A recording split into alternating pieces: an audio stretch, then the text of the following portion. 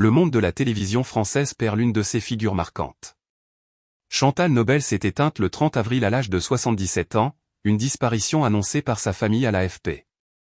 Sa fille, Anne-Charlotte Julien, a tenu à partager quelques mots empreints d'émotion, soulignant que sa mère était partie paisiblement après avoir fait preuve d'un grand courage jusqu'à ses derniers instants. C'est dans sa maison de Ramatuelle, où elle vivait depuis de longues années, que l'ancienne star a rendu son dernier souffle. Installée dans cette commune du sud de la France avec son époux, le joaillier Jean-Louis Julien, elle avait choisi de se retirer de la vie publique pour privilégier la tranquillité. Ce choix de discrétion, elle l'avait fait bien avant, à la suite d'un événement qui avait profondément bouleversé sa vie. La famille a également précisé les modalités de ses obsèques. Une cérémonie religieuse aura lieu le 7 mai à 15 h en l'église de Ramatuelle, permettant à ses proches et admirateurs de lui rendre un dernier hommage.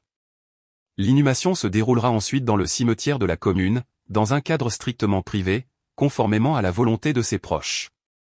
Connue notamment pour son rôle dans le feuilleton Château-Vallon, Chantal Nobel avait marqué toute une génération de téléspectateurs. Pourtant, sa carrière a été brutalement interrompue en 1985 après un grave accident qui l'a contrainte à s'éloigner définitivement des plateaux. À partir de ce moment, elle a choisi une existence plus paisible, loin des projecteurs. Dans sa vie personnelle, l'actrice était mère de 2 filles, qu'elle a toujours tenues à l'écart de la médiatisation.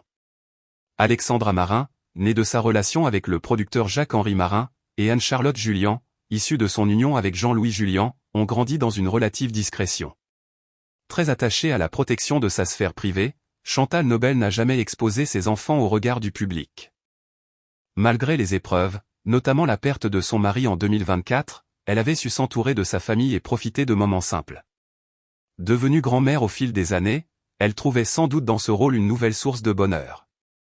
Son départ laisse derrière elle le souvenir d'une actrice talentueuse et d'une femme profondément attachée aux siens.